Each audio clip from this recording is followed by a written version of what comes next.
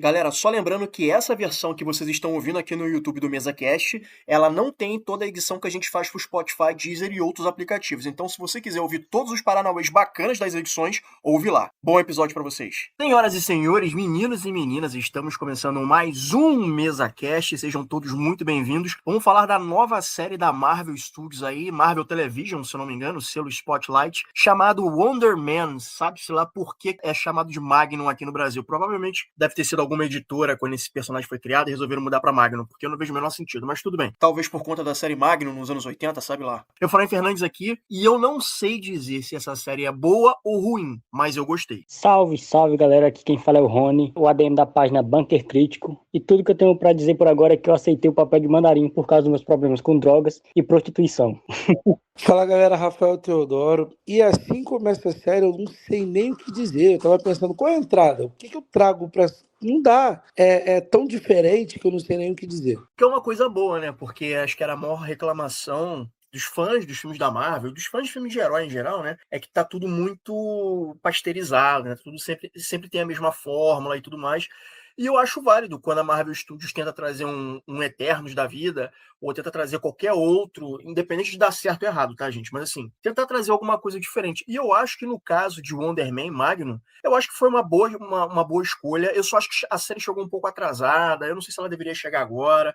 Eu não sei se ela teve atraso. Porque assim, se a gente tá em vias de ter um reboot na Marvel, eu não sei pra que trazer mais um personagem novo nesse universo tão inflado. Mas tudo bem, ele tá aí. E assim, eu gostei da série. Ela é bem diferente do que eu tô acostumado a ver. Inclusive, foi o Daniel Daly Creston Lewis, sei lá qual é o nome do diretor, né, que é o cara responsável pelo novo Homem-Aranha aí, foi responsável pelo Shang-Chi. Ele trouxe esse personagem, ele idealizou, né, esse personagem pelo selo Spotlight. E, cara, eu quero saber aqui o que vocês acharam, meus amigos, dessa nova empreitada da Marvel. Cara, eu sendo bem sincero, eu não acho que a série veio no momento errado. Eu acho que ela saiu no momento bem propício, porque é até como eu venho comentando em alguns cantos, que tipo, a Marvel, cara, já tá desgastada há um bom tempo. E você vir com uma série, com uma proposta como a dessa série aqui, dessa minissérie, na verdade, que era uma minissérie, e tipo, falar do estúdio como um todo, de produções de heróis, e tipo, de uma forma tão livre, tá ligado? Tão solta. Velho, eu fui surpreendido porque recentemente eu assisti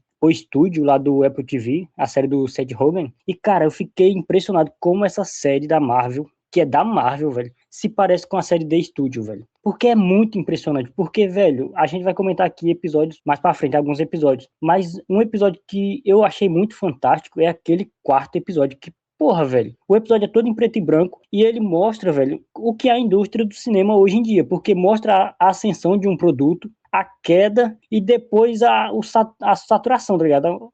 Cara, e eu acho impressionante a forma que eles falaram até da piada, velho. A piada lá do Ding Dong. Que os caras usaram tanta piada que depois ele teve que fazer piada em cima da piada pra dizer, mano, isso aqui já saturou, tá ligado? E tipo, você vê isso saindo da Marvel, velho. Eu achei impressionante. Eu achei muito bom. E indo para os personagens, velho.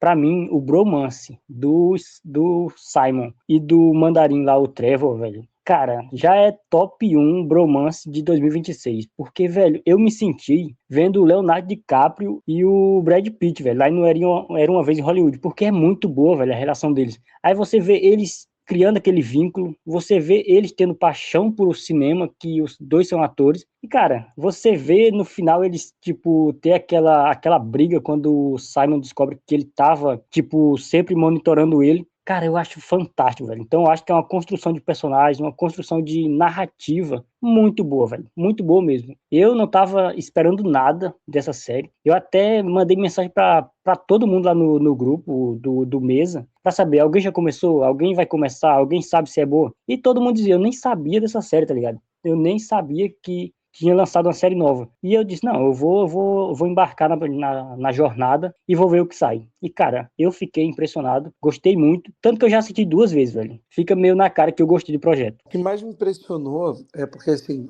quando se trata de Marvel, desde os Vingadores 1, a gente sempre fica procurando a tal da conexão. Tanto é que muita gente reclama das fases 4 e 5, porque muita coisa foi expandida e houve pouca conexão. Então, por exemplo, o Eternos não tem muita conexão com ninguém, o próprio Shang-Chi é só uma ceninha final lá.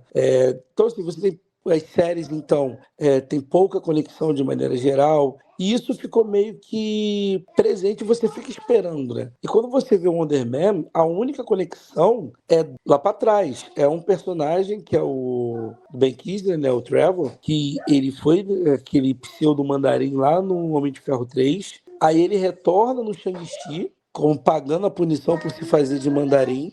E agora você tem a finalização, tipo assim, de contextualizando toda a história dele, né? Porque tem um especial que a Marvel lançou um curta mostrando ele na cadeia e tal, depois da prisão lá no filme de Homem de Ferro. Então a única conexão que você tem, fora isso, é o episódio final lá do presídio lá, né, pros super-heróis e tal, aquela coisa toda, super-vilões. Mas passando nisso, cara, é uma série desconectada e, assim, é tão desconexa da Marvel em si que você nem acha que é uma série da Marvel. Se você, digamos, o Simon ter ou não ter poder não faz diferença nenhuma pra série, que você Uhum. pode transformar aquele contexto dele não querer revelar o segredo dele para qualquer outro segredo. Mas mesmo assim, a série é construída de uma tal forma que ela é muito apegada ao personagem, à construção do personagem, as inseguranças dele ser chato, de querer mexer em roteiro, sabe? De se supervalorizar. E a gente sabe que tem gente que é chata nesse nível, sabe? De achar que o que ela pode ofertar é melhor do que todas as outras coisas. E como o Rony bem falou,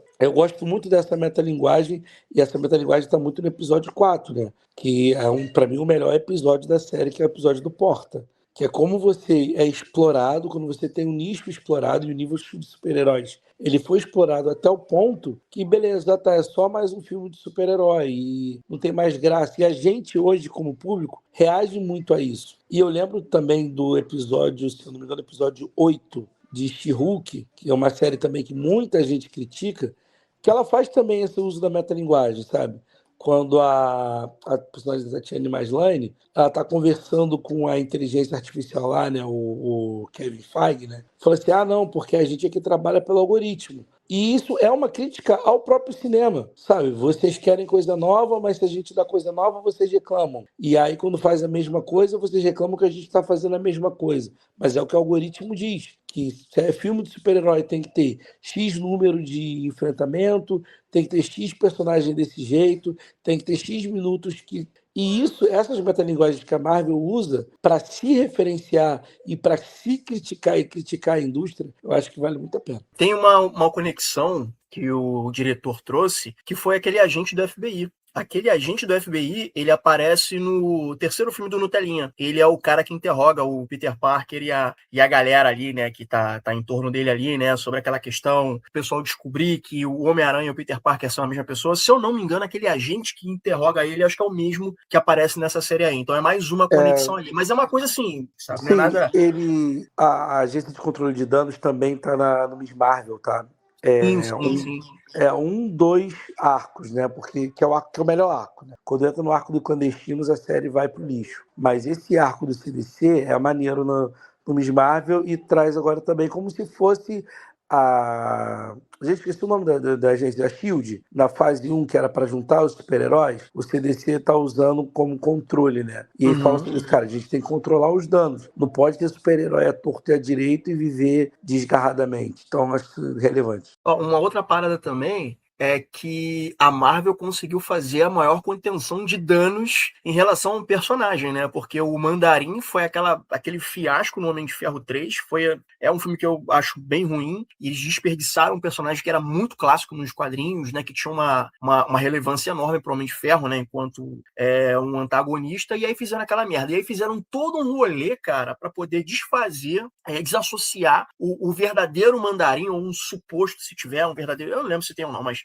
desassociar o Mandarim do Trevor Slattery, né? E, cara, quem diria? O Trevor Slattery, ele acabou virando um dos meus personagens favoritos desse universo, cara. Aquele personagem que você não dá nada, que tu fala assim, cara, eu gostei desse maluco. E aí tu vê que ele meio que tá trabalhando pro FBI ali, pra quitar os erros dele do passado, e ele tem que ficar espionando o Wonder Man, que eu esqueci o nome dele agora, gente, eu tô péssimo hoje, cara. Hoje eu tô com memória. O Simon. E tu vê no olho dele, cara, que ele se sente assim, putz, cara, eu tô fazendo merda aqui. E tem todo esse jogo dele ficar amigo do cara e ter que jogar contra o cara. E, cara, eu acho que isso vale mais nessa série. Eu acho que esse é o grande trunfo, sabe? Não são os superpoderes, não é situações extraordinárias, até porque quase não tem, mas são essas relações entre personagens. Eu acho que se a Marvel trouxer um pouco mais disso, obviamente, né, alinhado com essa coisa de filme-evento e tudo mais, mas se ela trouxer um pouco mais dessas relações interpessoais, eu acho que é caminho de ouro para a Marvel acertar no futuro, sabe? Porque é muito legal ver filme de efeito especial, gente que voa e tal, Sim. mas, cara, isso nada adianta se a relação entre os personagens não é legal. Cara, funciona tão bem quanto o Lobisomem da Noite, o especial da Marvel. Que assim, que é um tie-in, né, de certa forma. Ou seja, tem a história principal correndo e tem essas histórias secundárias que fazem parte do universo, só que elas não necessariamente precisam se conectar. E eu falo porque lá no Lobisomem da Noite, você tem o bromance do Homem-Coisa com o lobisomem. Que é tipo assim, aquela coisa de amizade. Pô, cara, tive que te salvar de novo. Ah, não, dessa vez foi eu que te salvei. Sabe? E isso tem exatamente esse mesmo comportamento. Agora, o Simon precisava de um amigo que ele nunca confiou em ninguém. E ele confia no Trevor porque o Trevor ganha a confiança dele por literalmente ser um cara que está ajudando ele na carreira. Sabe? E o Trevor vê no Simon alguém para corrigir os próprios erros. Sabe aquela linha de mentor e mentorado? Cara, vai por aqui, vai por ali, não vai por isso. E isso é muito bacana nessa relação dos dois. E, mais uma vez, a gente tem algo que é fora do holofote principal, com uma qualidade, assim, muito boa. Eu sei que quem é fanzoca da Marvel, o fanboy, vai achar sério lixo. Porque não tem tiro, não tem porrada, não tem bomba, não tem o Magno transformado, e vai servir para que isso aqui? Mas quem tá afim de uma boa história vai curtir essa série.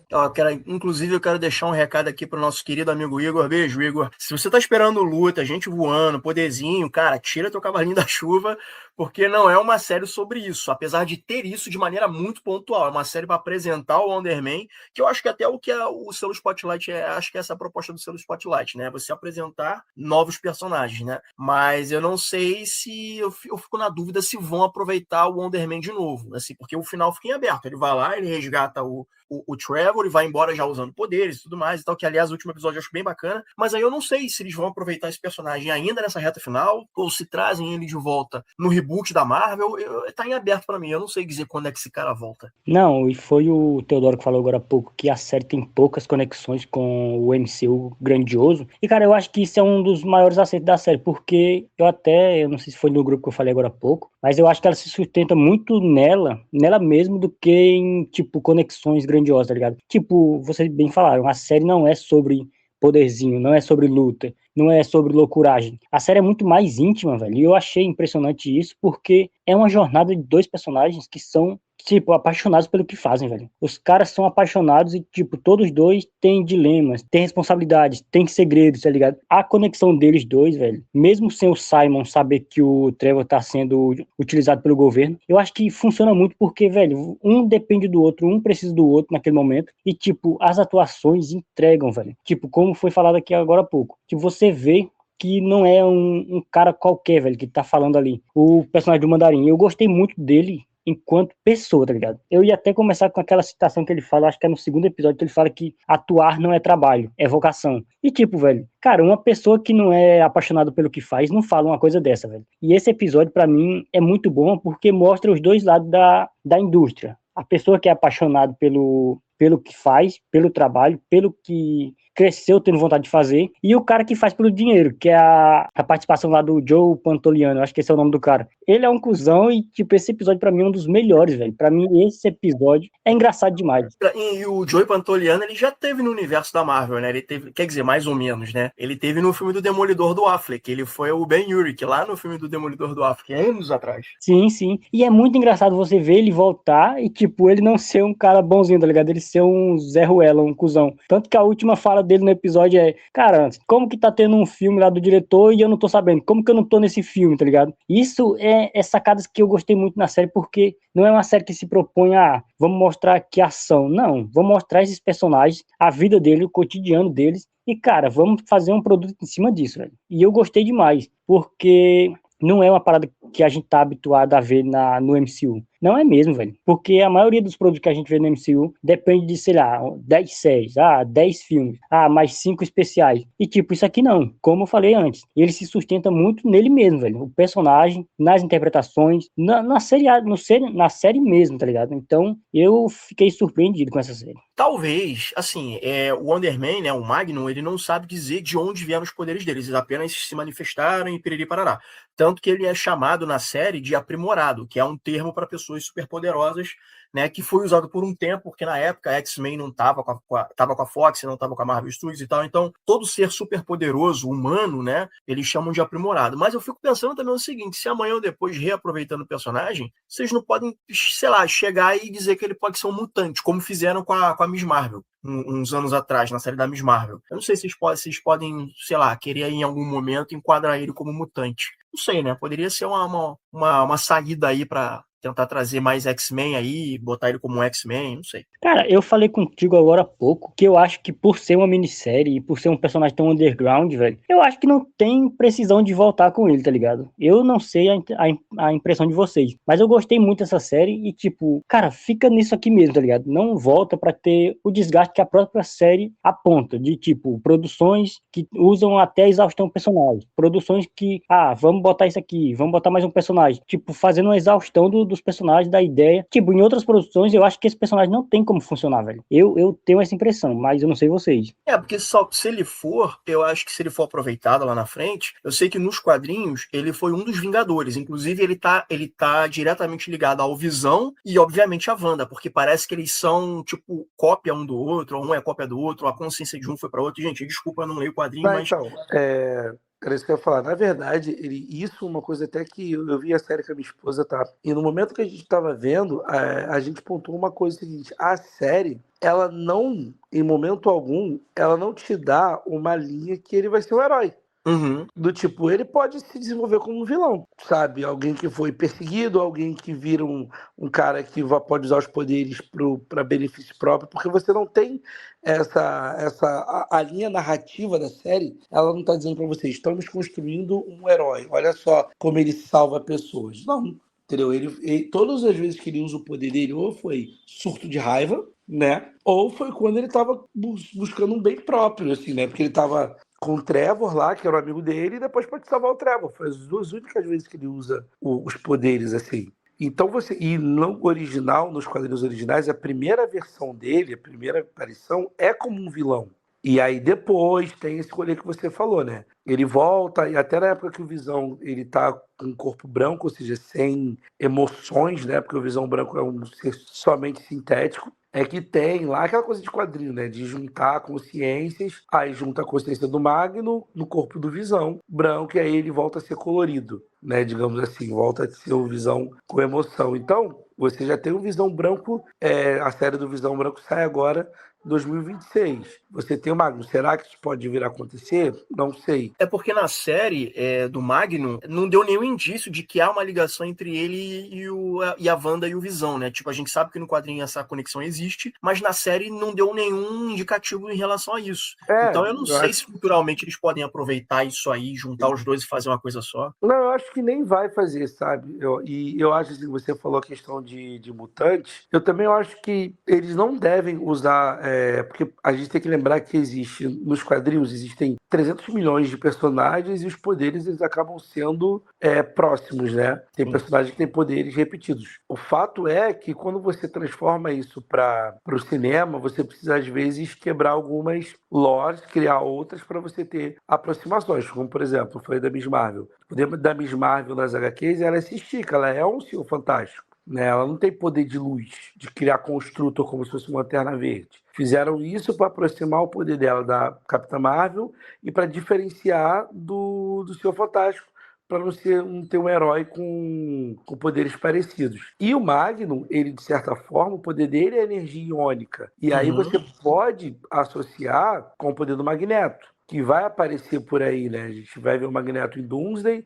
e com os X-Men você vai ter uma grande. Então talvez é mais provável que o Wonder Man ele vá ficar meio fase B mesmo, se tiver segunda temporada, que teoricamente não precisa, tá? Você não precisa ter segunda temporada de Magnum, você não precisa colocar ele em nenhum outro projeto, porque a história dele tá aí, entendeu? Tá encerrada.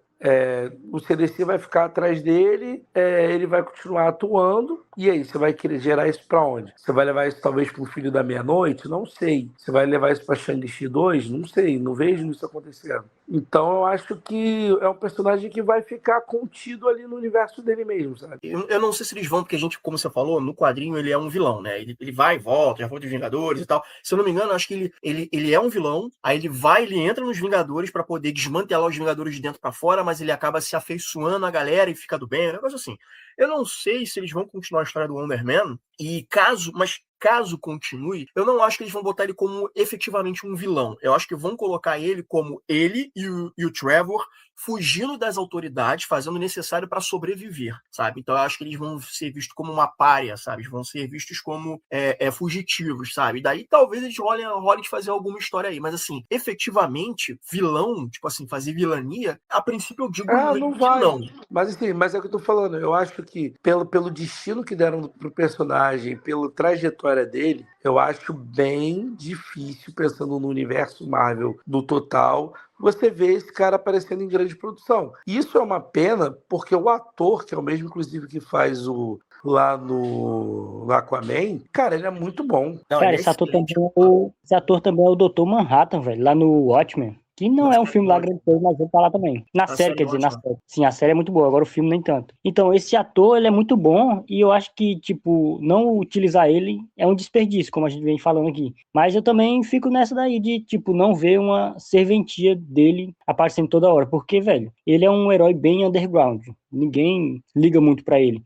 Mas a série do Visão, agora que o Teodoro me lembrou que vai ter, cara, abre um leque, velho. Tem a possibilidade dele voltar pra ser a consciência do Visão, a nova consciência do Visão. Eu não duvidaria. Porque esse personagem surgir assim do nada, sem um propósito, eu acho difícil. Ó, tô pesquisando aqui sobre o Magnum. Aqui é tudo se vira nos 30.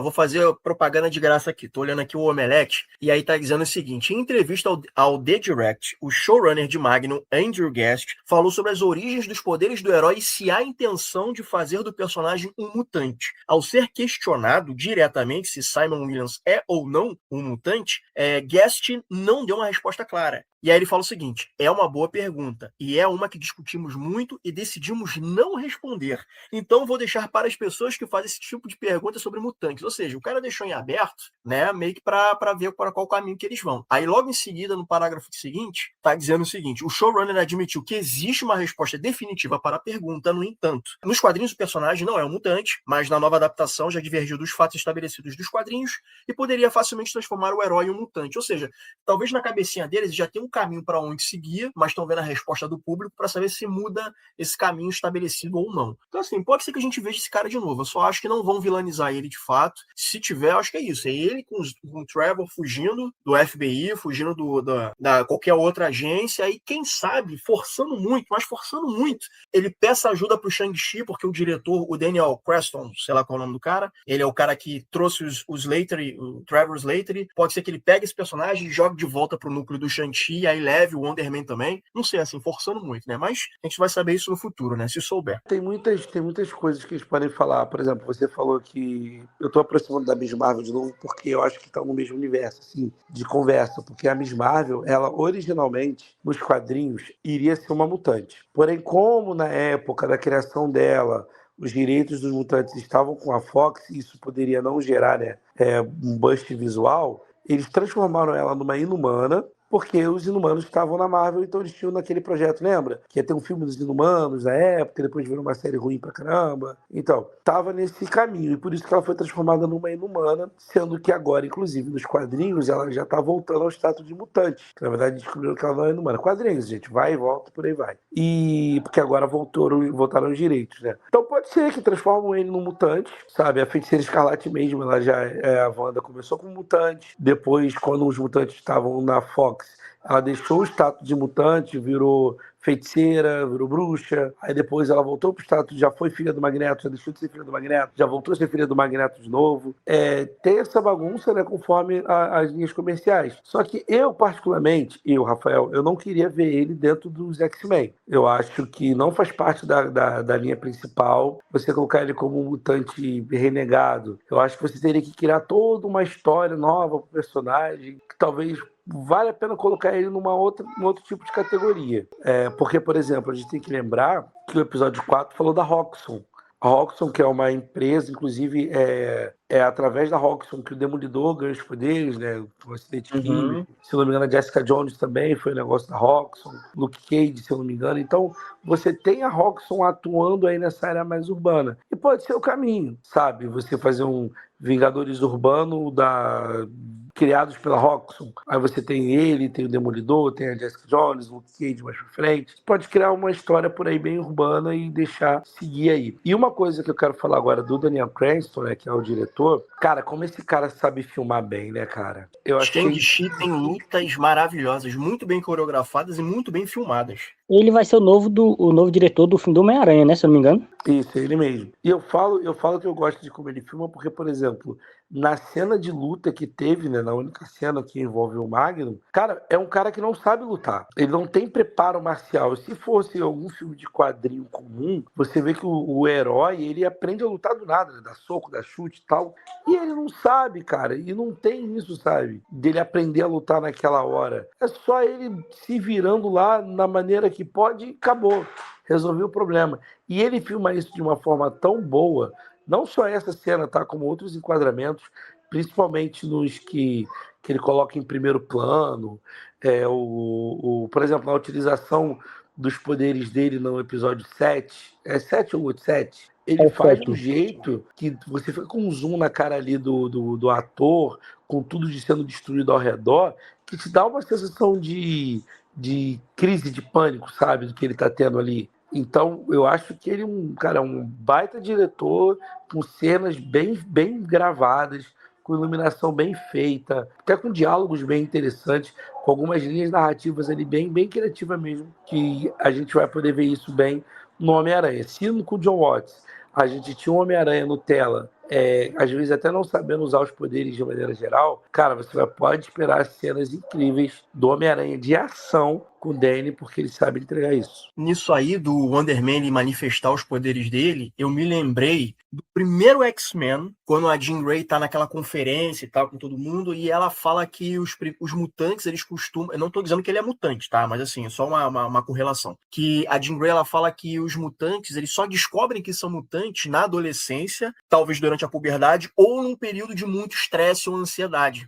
E aí você pode reparar que toda vez que ele tá muito estressado, que ele tá muito ansioso, o poder dele começa a se manifestar, começa a tudo tremer. Eu tô assim, caralho, que porra é essa? Eu tava ouvindo no fone, tô assim, caralho, que porra é essa vibrando? Aí quando eu me dei conta, não, cara, é o cara. Toda vez que ele tá estressado, tipo aquela cena no dia do aniversário da mãe dele, e ele tá brigando com o irmão dele, e ele fica puto, e ele, tipo, estoura e a porra toda estoura em volta, sabe? Então eu acho isso legal, sabe? Esse momento de estresse acaba desencadeando o poder dele, né? O que torna ele perigoso, e é por isso que o controle de dano está querendo ir atrás dele, né? Então faz todo sentido. Não, e sem falar que, tipo, esse traço dele de, tipo, ele não aceitar esses poderes que ele tem e, tipo, ele querer ser um ator e, tipo, esconder esse lado dele, eu acho muito interessante, porque, como o Rafa falou agora há pouco, tipo, essas crises que ele tem é mais como se fosse uma crise de ansiedade do que o poder sendo, tipo, utilizado. Porque ele só usa mesmo quando ele tá bem, bem pra baixo, ele é bem mal. Tanto é assim que, tipo, naquele episódio que ele mentaliza matando o cara. Cara, aquilo ali pra mim é quando o cara tá tendo uma crise, velho. O cara tá tendo um surto na mente dele e ele verbaliza aquilo numa cena que eu achei muito boa, velho. Porque da primeira vez que eu assisti a série, que eu assisti 2 vezes, eu pensei que aquilo era real, tá ligado? Eu achei que todo mundo ia descobrir ali que ele tinha poderes e não. E é coisa que uma direção muito boa faz, tipo, te enganar, te induzir a pensar uma coisa e depois mostrar que é outra. E o texto dessa série, velho, o texto dessa série é muito sutil, e ele se apropria de muita coisa intelectual, muita propriedade intelectual para fazer referência, e eu achei isso muito interessante, porque não é uma parada que soa forçado, velho. Tipo, no primeiro episódio eu fiquei assim, será que isso não vai ser uma parada de, tipo, enfiar a goela abaixo da gente? De, tipo, dizer que a gente é uma série mais cabeça, a gente é uma série que pensa nas coisas, mas não, tá ligado? É uma parada que se torna muito natural, velho, com o decorrer da temporada. Porque tanto o Trevor como o Simon partilham dessa paixão por cinema, por atuação, por filmes, por Hollywood, tá ligado? Isso, pra mim, é um grande acerto. E é mostrar que a atuação e o texto estão em perfeita harmonia, velho. E a direção também. É tipo as cenas em que eles estão interagindo, que eles estão naquela coisa, né, da busca pelo reconhecimento profissional. Isso todo mundo pode se identificar com isso, né? Quando você realmente quer alguma coisa e vem um obstáculo, você tem que passar aquele obstáculo para conseguir outro. Ele tá cada vez mais. Ele tá mais próximo do sonho dele, mas também ele tá mais cansado, ele tá mais estressado, sabe? Essas coisas estão vindo com muito custo. E aí, eu acho que uma das melhores cenas que tem nessa série é quando eles chegam lá na casa do tal diretor, que é o malucão lá que tá no filme do Super-Homem Nutella lá, que é o malucão lá, que é o cara da Borávia, que é faz o diretor. E, cara, eu achei genial a abordagem do cara. O cara é maluco, o cara é Vou diretor, o falar cara é uma coisa. maluco. Eu não sei se vocês têm essa impressão, mas esse ator que faz o diretor, mano, em todo filme que ele tá descabelado. O que é que ele tem com o cabelo, velho? O que é que ele tem que ele não compra um pente pra pentear aquela porra daquele cabelo, velho? Porque em toda produção que eu vejo ele tá despenteado. Ah, deve ser a persona dele, né, cara? Tipo assim, ele tá interpretando ele mesmo. Tipo o The Rock. O The Rock sempre interpreta ele mesmo, deve ser esse cara. Ele deve estar sempre fazendo ele mesmo. Mas assim, casou, sabe qual é? Casou com o personagem. Sim, sim. Antes do Teodoro falar, eu queria falar que nesse episódio em específico, eu acho que é o sexto, velho, tem um diálogo ali entre o Trevor e o Simon, que é, cara, pra mim aquilo ali é aula de roteiro, velho, de roteirização de personagem, porque ambos estão conectados um com o outro e, tipo, o Trevor consegue ver quem o Simon é de verdade. O Simon, quer dizer, ele é de verdade. Não é o poder dele que faz ele ter um status, não é o poder dele que fez ele chegar onde ele tá. E isso eu achei muito bom e é uma coisa que a gente geralmente não vê, velho. Tipo, produções de heróis, o foco é o poder, é o que ele pode fazer com o poder. E aqui não. Aqui o poder não é o mais importante.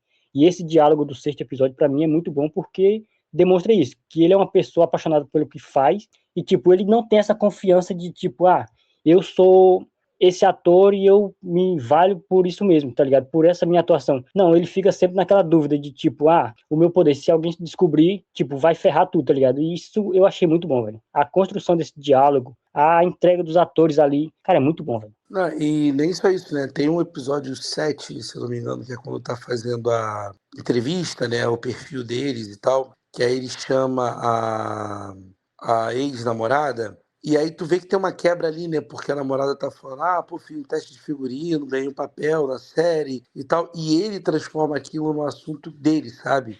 Eu também fiquei, aí ele entende a quebra, sabe? Do tipo, cara, ele não procurou a garota para saber se ela tá bem.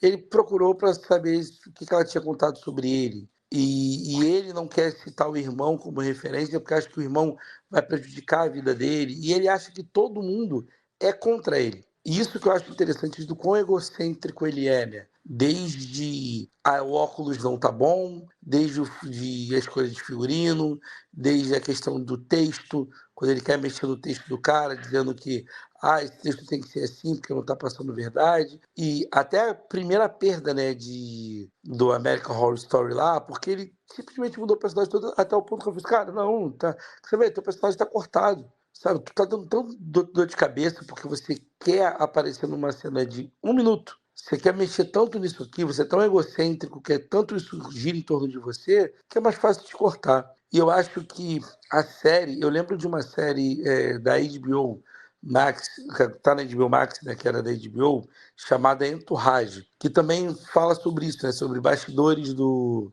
mundo do cinema, né, do entretenimento e tal, de você conseguir personagens pequenos e ir crescendo.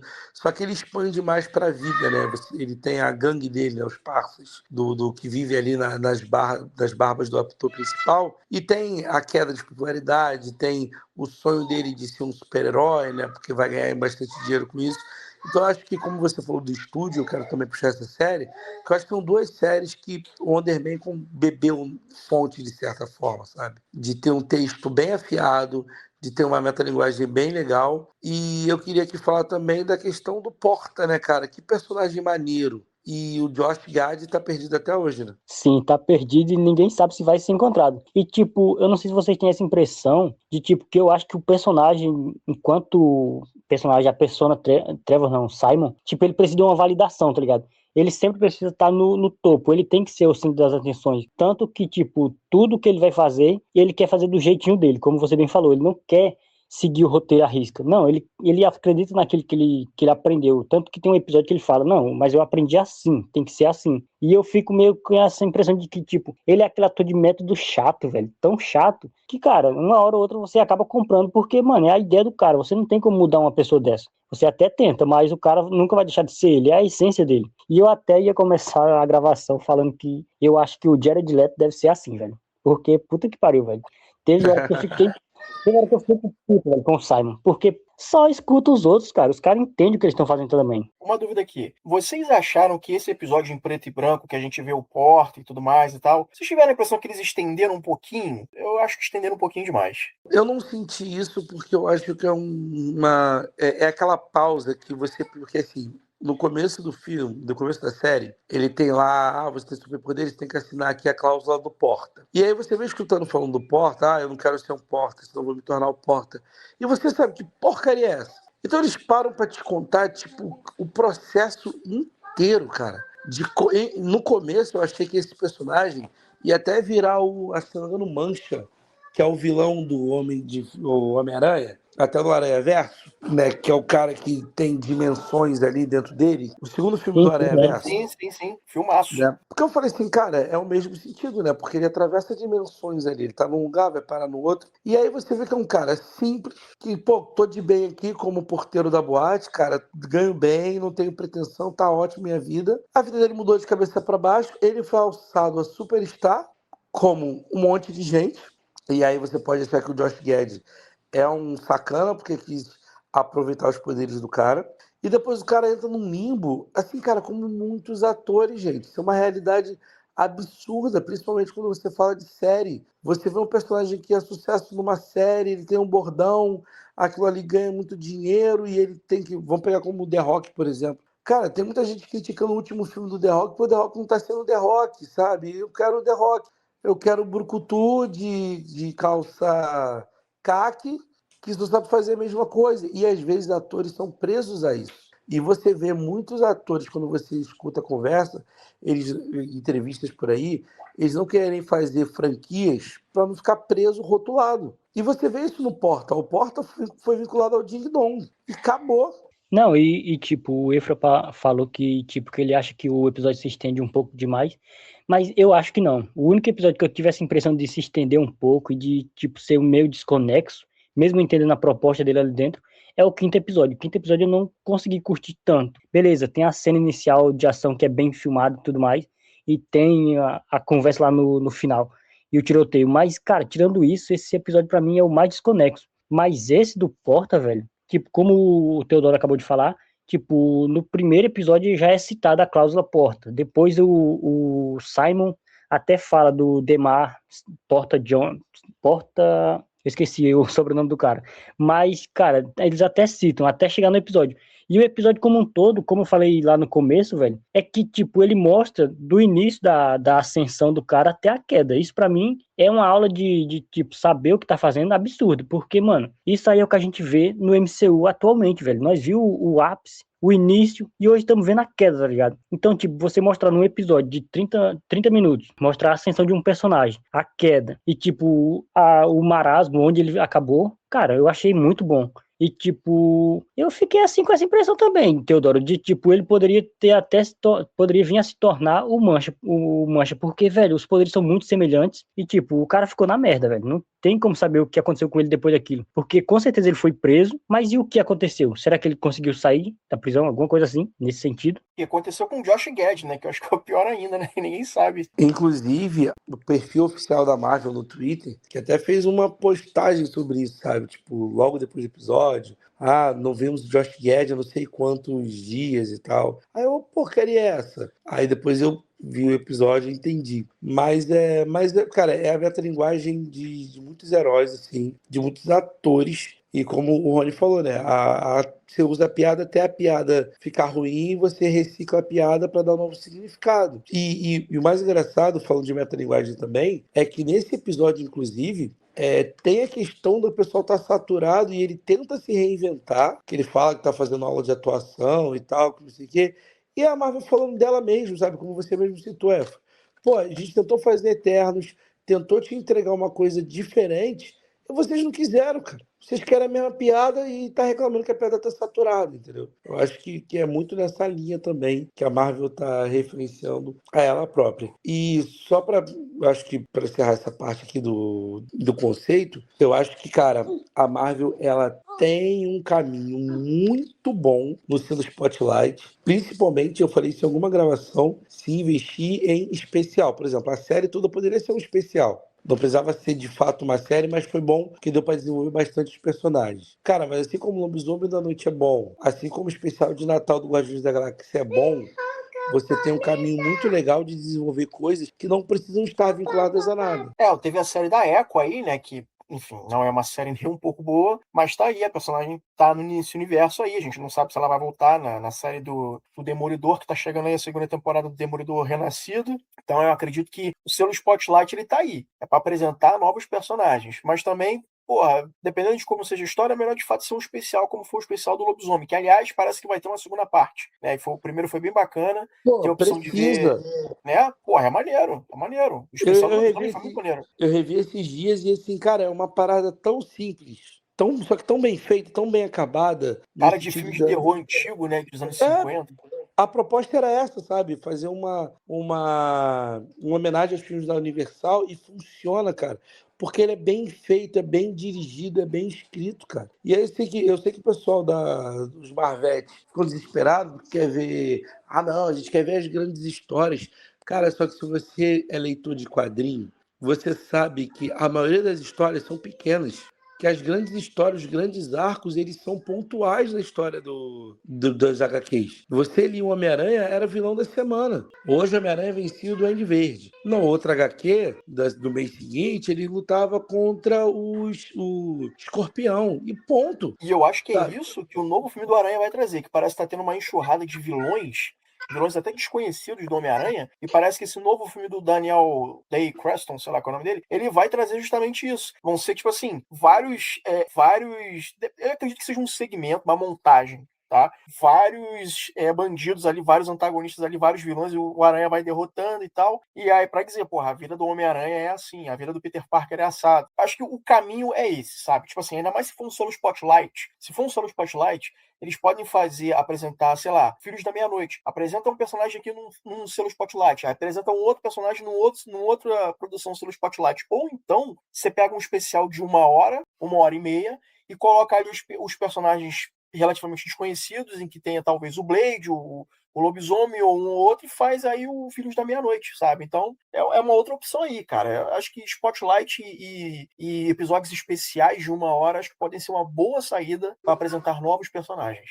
Porque dos Filhos da Meia-Noite, que eu acho que é um projeto que valeria cinema, tá? Você já apresentou 3 personagens. A Elsa, o Homem-Coisa e o Lobisomem. Você agora, da linha principal, tem o Doutor Estranho, que já tá aí, né? Você acrescenta o Blade e o Motoqueiro Fantasma. Ponto. Você já tem uma Tá aí. equipe, entendeu? E assim, e tem, gente, assim, eu sei que muita gente não gostou de algumas séries que vieram da Netflix, esse Demolidor e Jessica Jones, por exemplo. Sabe que Luke Cage e principalmente Punho de Ferro ficou muito abaixo. Cara, mas se serviu tanto para expandir o universo, no sentido daqueles personagens bem periféricos da Marvel, tipo a Colleen Wing, a Mr. Knight, que é aquela detetive que usa o braço metálico.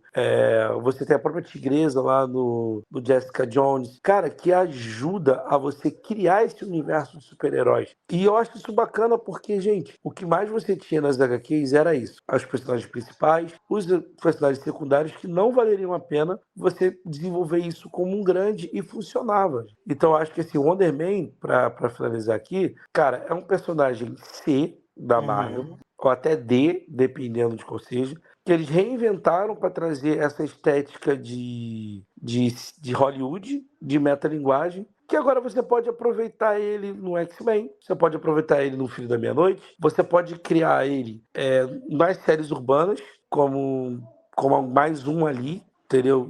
Como personagem secundário de um outro evento, e tá de boa. Só que eu acho que assim, a Marvel, ela nos últimos anos contratou muito ator bom. Por exemplo, teve a Olivia Colman lá no Invasão Secreta, que é uma excelente atriz. O próprio Gael Garcia Bernal no Lobisomem da Noite, que ele é o lobisomem. Você tem eu não sei falar o nome do ator, tá? Do Wonder Man, porque é um nome nigeriano. Yaya Abdul-Mateen II. Que é um baita ator. Você tem o próprio Ben Kingsley, cara. Ben Kingsley é ator de Oscar, gente. E tá aí, entendeu? Você teve lá atrás o Jeff Bridges. A Marvel tem grandes atores passando por ela. Só que alguns são subaproveitados. Gente, você tem Eternos, você tem gente boa ali nos Eternos. E eu acho que agora é só entender como reaproveitar esses personagens. Eu não me desfaria. Tá, eu não me desfaria, mas eu também acho que pode criar coisas pequenas para eles. Nem todo mundo merece cinema, porque nem todo mundo merece a linha principal. Mas assim como os HQs da Marvel, você tinha a linha principal, você tinha linhas pequenas. Só você lembrar aqui que X-Men, você tinha às vezes 4 equipes de X-Men. X-Men, X-Force, os X-Men lá da Kitty Pryde, que eles eram navegadores e tal. Você tinha os X-Men da Tempestade, que era uma outra equipe. Vingadores, tinha Vingadores da Costa Leste e Costa Oeste, que era uma outra equipe, mais B. Então você tem o pessoal da Europa, né? Que eram os Vingadores lá da Grã-Bretanha, que tinha o Capitão Britânia, a Psylocke, que é uma outra versão da Psylocke. Gente, o personagem lá do Jon Snow, Cavaleiro Negro. Cavaleiro Negro, Ou da Noite, Cavaleiro Negro, entendeu? Então, assim, você tem gente boa orbitando. Cara, agora você pega e desenvolve isso de uma certa forma que fique legal para todo mundo. Cara, se botar ele como herói urbano e depois se ele for ganhando popularidade ao longo dos anos, é o papo de talvez jogar ele para Vingadores, porque nos quadrinhos ele tá nos Vingadores. Então, eu acho que tem que começar por baixo. Tem que crescer esse personagem, ele já tá bem estabelecido, crescer a popularidade dele. Porra, o ator que faz ele é excelente. O Ben Kingsley é outro ator excelente que tá ali, sabe? Um complementa o outro. E aí tentar fazer com que o personagem ganhe uma maior popularidade e aí, quem sabe, ir pro escalão do time A, sabe? Futuramente. Então, eu acho que o gancho seria o Shang-Chi, porque o Trevor Slattery, ele tá relacionado ao arco do Shang-Chi e até relacionado ao arco do Homem de Ferro. Então, o Slattery pode ser um pontapé, pode ser uma catapulta aí para jogar ele para Vingadores aí futuramente. Mas, assim, isso aí só o futuro vai dizer. Senhores, quantas cadeiras vocês dão para a série? Eu vou dar aqui 3 cadeiras, o equivalente a um 7,5, 8. Eu acho que é uma série que não estava prometendo muita coisa, mas me surpreendeu, sabe?